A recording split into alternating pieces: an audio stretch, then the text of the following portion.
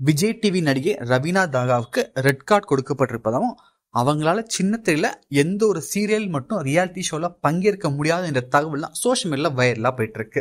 அவங்க இதுக்கு முன்னாடி சிந்து பைரவ் என்ற சீரியல் நடிகை கமிட் ஆயிருந்தாங்க. ஆனா அந்த சீரியல் இருந்து திடீர்னு விலகிட்டாங்க. முதல்ல அது லீட் ரோல் நினைச்சு கமிட் ஆனதாகவும் பின்னர் அது 2 ஹீரோயின் கதைன்னு தெரிஞ்சதும் அவங்க விலகியதாகவும் சொல்லப்பட்டுச்சு. ஆனா ரவீனா தரப்புல எந்த ஒரு விளக்கமும் தரல. ரவீனாவோட இந்த திடீர் விலகலுக்கு எதிராக அவர் மீது தயாரிப்பாளர் சங்கத்துல அந்த சீரியல் குழுவினர் புகாரும் அளிச்சிருந்தாங்க. ரவீனாவுக்கு ரெட் கார்டு கொடுக்கணும்னு அவங்க கோரிக்கை வச்சிருந்த நிலையில இப்ப அந்த ரெட் கார்டு சர்ச்சை மீண்டும் எழுந்திருக்கு.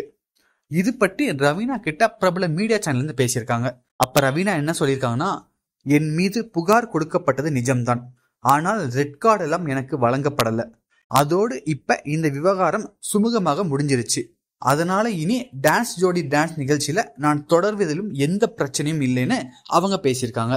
மேலும் சிந்து பைரவி சீரியல விலகலுக்கான காரணத்தை கேட்டப்ப அது என்னுடைய பர்சனல் என்றும் வெளியே சொல்ல விருப்பம் இல்லைன்னு அவங்க சொல்லியிருக்காங்க. குக் வித் கோமாளி பிக் பாஸை தொடர்ந்து சீரியல்ல நடிக்காம இருந்த ரவீனா இப்ப ஜி தமிழ்ல ஒளிபரப்பாகும் டான்ஸ் ஜோடி டான்ஸ் நிகழ்ச்சியில போட்டியாளராக பங்கேற்றிருக்காங்க.